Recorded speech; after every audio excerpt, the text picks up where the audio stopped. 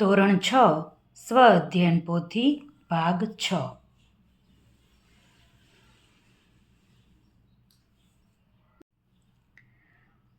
પ્રકરણ 11 બીજ ગણિત। પહેલો પ્રશ્ન, સાચો વિકલ્પ પસંદ કરી બોક્સમાં લખો। ચલ એટલે શું? જુદી જુદી કિંમત ધારણ કરી શકીએ છીએ તેને આપણે ચલ કહીએ છીએ, તેથી વિકલ્પ આવશે એ। બીજો પ્રશ્ન, એકબીજાને અડકીને દિવાસળીઓ વડે બનાવેલ 4 ચોરસમાં દિવાસળીની સંખ્યા કેટલી હોય? આવી રીતે 4 ચોરસ આપણે ગોઠવ્યા છે, એમાં દિવાસળીની સંખ્યા આપણને 13 મળે છે, તેથી વિકલ્પ આવશે બી।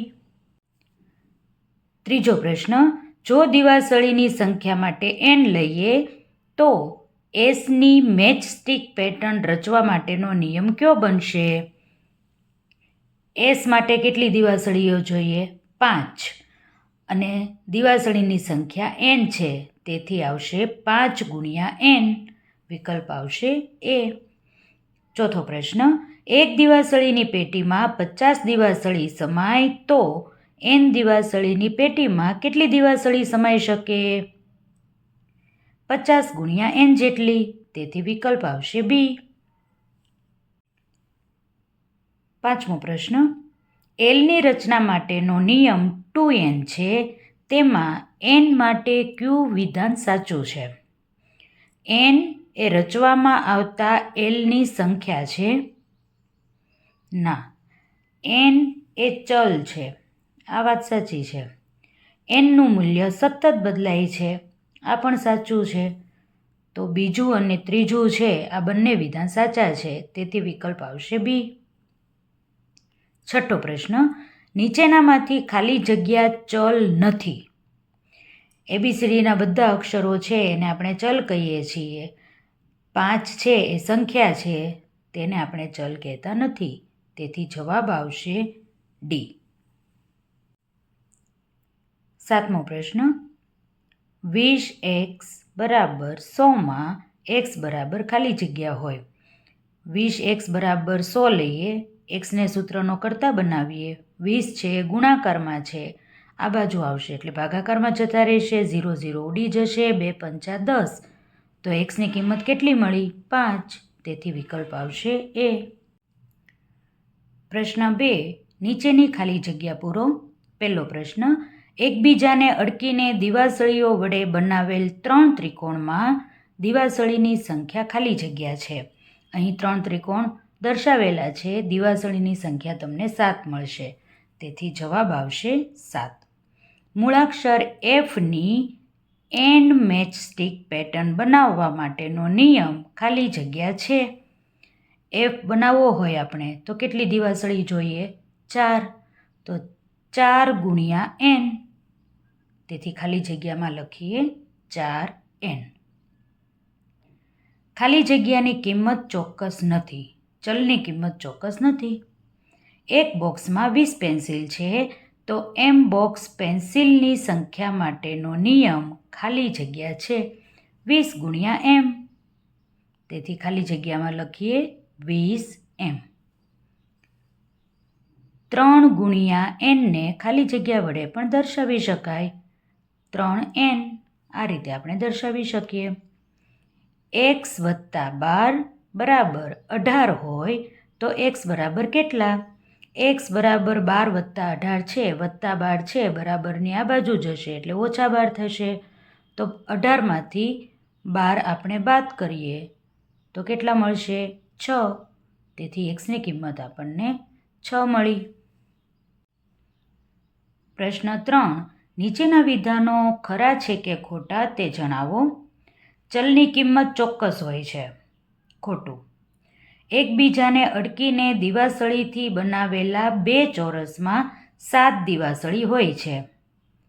2 ચોરસ આપણે ગોઠવેલા છે, કેટલી દિવાસળી મળે છે?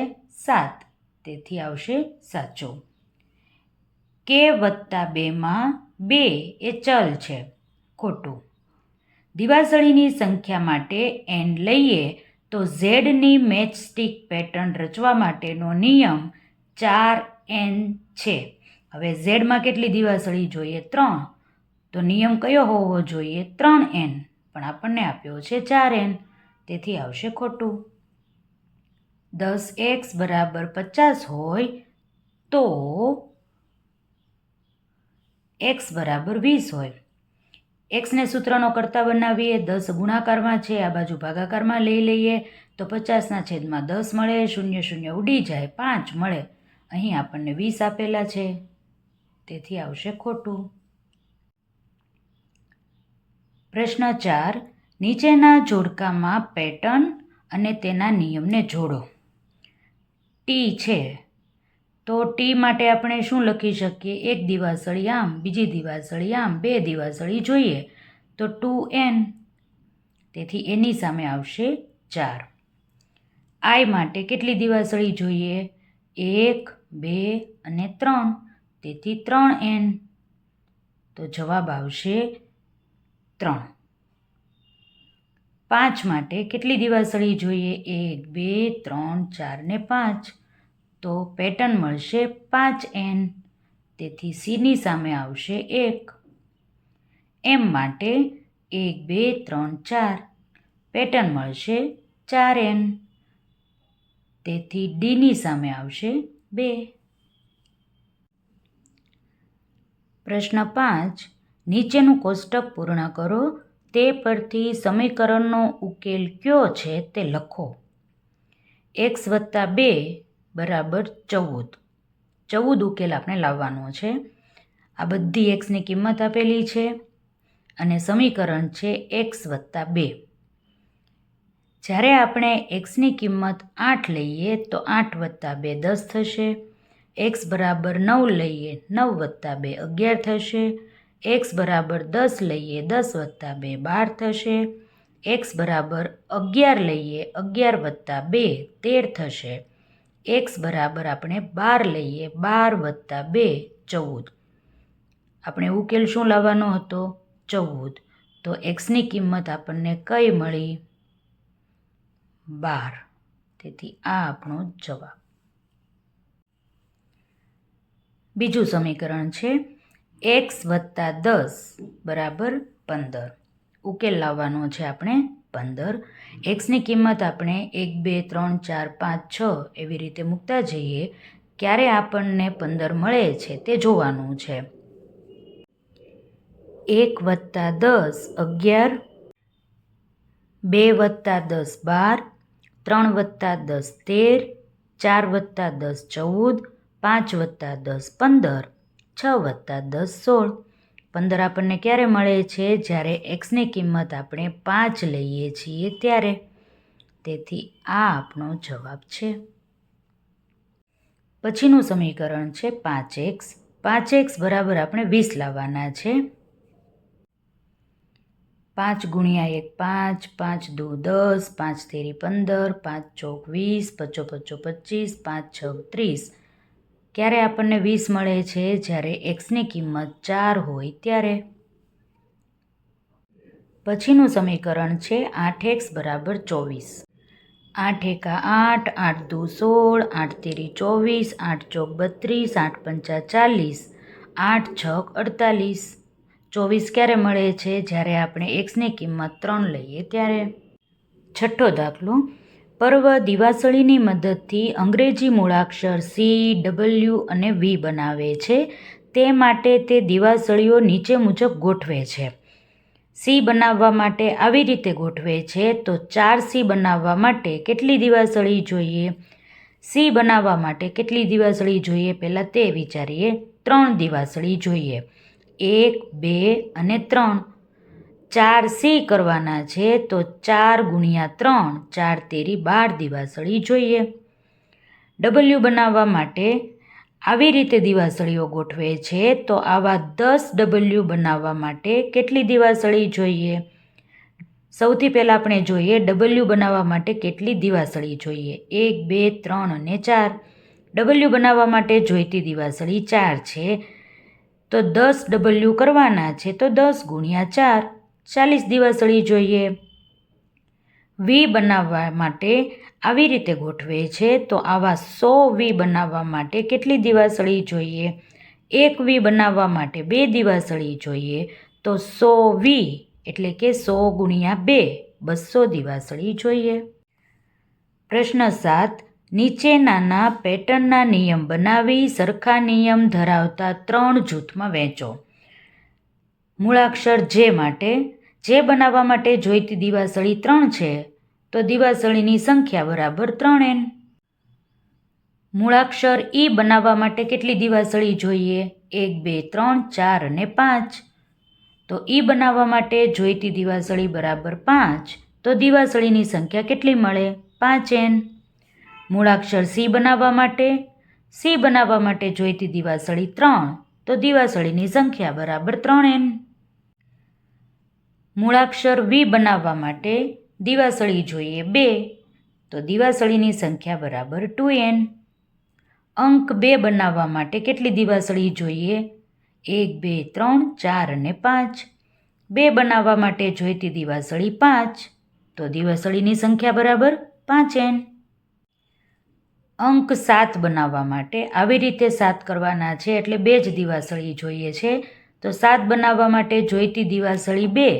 તો દિવાસળીની સંખ્યા બરાબર 2n. આપણને એવું કહ્યું છે કે સરખી પેટર્નવાળા જે અક્ષરો છે તેને અલગ અલગ 3 જૂથમાં વહેંચો. 2n એટલે એવા અક્ષરો કે જેમાં 2 દિવાસળી આવે છે. તો કયા કયા અક્ષરો મળશે? વી અને 7. 3n 3 દિવાસળી જોઈએ એવા અક્ષરો જે અને સી.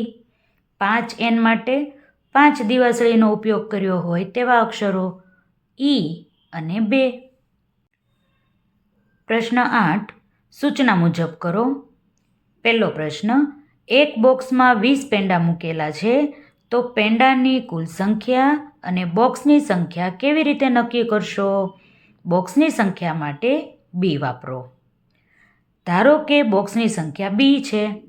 એક બોક્સમાં 20 પેંડા મૂકેલા છે તો પેંડાની સંખ્યા એટલે 20 ગુણ્યા બી. બીજો પ્રશ્ન. સ્કાઉટના તાલીમાર્થીઓ પરેડમાં કૂચ કરે છે. દરેક હારમાં 3 તાલીમાર્થીઓ છે. આપેલ તાલીમાર્થીઓની સંખ્યા અને હાર માટે કયો નિયમ હશે? હારની સંખ્યા માટે n વાપરો. આવું આપણને કહ્યું છે. ધારો કે હારની સંખ્યા n છે અને એક હારમાં 3 તાલીમાર્થીઓ છે. તેથી તાલીમાર્થીઓની સંખ્યા બરાબર 3 ગુણ્યા n. ત્રીજો પ્રશ્ન. ધોરણ 6ના વર્ગમાં એક હારમાં 5 વિદ્યાર્થીઓ છે. વિદ્યાર્થીઓની સંખ્યા અને હાર માટે કયો નિયમ થશે? હાર માટે m વાપરો.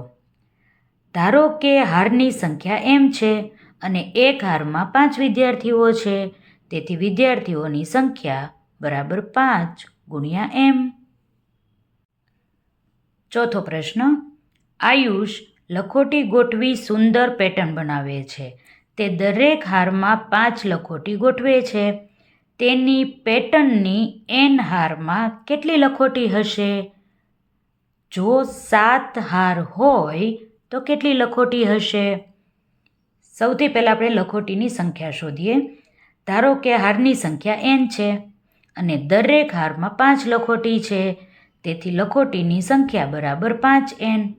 બીજો પ્રશ્ન પૂછ્યો છે 7 હાર હોય તો કેટલી લખોટી હશે?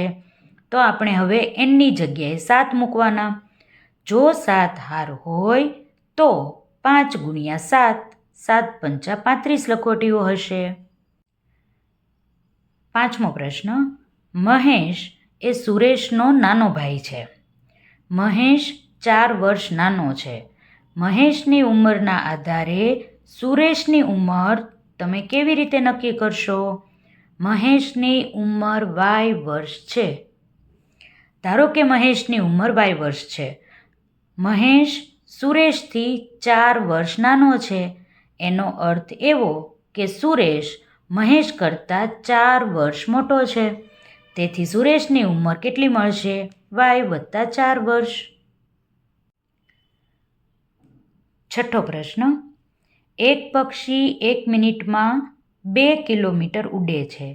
જો તે અમુક મિનિટ ઉડે તો કેટલું અંતર આવરી શકશે? તે તમે કહી શકશો? ઉડવાના સમય માટે ટીનો ઉપયોગ કરો. ધારો કે પક્ષી ઉડવાનો સમય ટી છે. પક્ષી 1 મિનિટમાં 2 કિલોમીટર ઉડે છે. તેથી પક્ષીએ કાપેલ અંતર બરાબર 2 ગુણ્યા ટી કિલોમીટર. 7મો પ્રશ્ન. અનિતા અમરસિંહની દીકરી છે. અનિતા અમરસિંહ કરતાં 22 વર્ષ નાની છે. જો અમરસિંહ 25 વર્ષના હોય તો અનિતા 3 વર્ષની હોય. અમરસિંહની ઉંમરના આધારે અનિતાની ઉંમર શોધો. અમરસિંહની ઉંમર x વર્ષ છે. ધારો કે અમરસિંહની ઉંમર x વર્ષ છે. અનિતા છે એ અમરસિંહ કરતાં 22 વર્ષ નાની છે. તો અનિતાની ઉંમર કેટલી થાય? x ઓછા 22 વર્ષ. આપણને એવું કહ્યું છે અમરસિંહ 25 વર્ષના હોય ત્યારે અનિતા 3 વર્ષની હોય. હવે જોઈએ આપણે, અમરસિંહ છે 25 વર્ષના છે તો x બરાબર 25 લખીએ. 25માંથી 22 બાદ કરીએ, 3 મળી જાય છે. તેથી આપણે જે દાખલો ગણ્યો છે તે સાચો છે. 8મો પ્રશ્ન. દેવાંશી કેરીની મોટી પેટી ખાલી કરીને નાની પેટીમાં ભરે છે. જ્યારે મોટી પેટી ખાલી થઈ ત્યારે 3 નાની પેટી ભરાઈ અને 3 કેરી બહાર રહી. જો નાની પેટીમાંની કેરીઓ માટે m લેવામાં આવે તો મોટી પેટીમાં કેટલી કેરીઓ હશે? ધારો કે નાની પેટીમાં કેરીઓની સંખ્યા m છે. 3 નાની પેટી ભરાય તેથી આપણે 3 ગુણ્યા m લખી શકીએ અને હજી 3 કેરી તો બાકી રહી ગઈ છે. તો મોટી પેટીની કેરીની સંખ્યા બરાબર 3m વત્તા 3 થાય. 9મો પ્રશ્ન. મોટા ટોપલામાં ઘણા બધા કેળા હતા.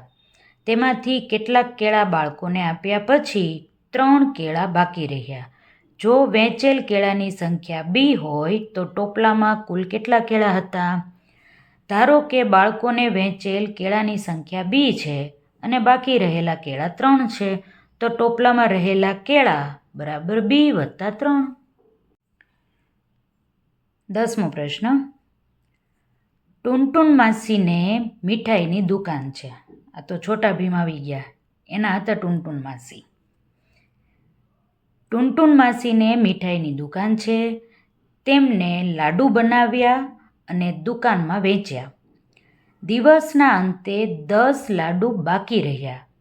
જો ટુનટુન માસીએ x લાડુ વેચ્યા હોય તો ટુનટુન માસીએ કેટલા લાડુ બનાવ્યા હશે? ધારો કે ટુનટુન માસીએ વેચેલા લાડુ x છે. દિવસના અંતે 10 લાડુ હજી બાકી રહી જાય છે. તો ટુનટુન માસીએ બનાવેલા લાડુ બરાબર x વત્તા 10. 11મો પ્રશ્ન. વંદના પાસે પાયલ કરતાં 10 પેન્સિલ વધારે છે. જો પાયલ પાસે 5 પેન્સિલ હોય તો વંદના પાસે 15 પેન્સિલ હોય. જો પાયલ પાસે n પેન્સિલ હોય તો વંદના પાસે કેટલી પેન્સિલ હશે?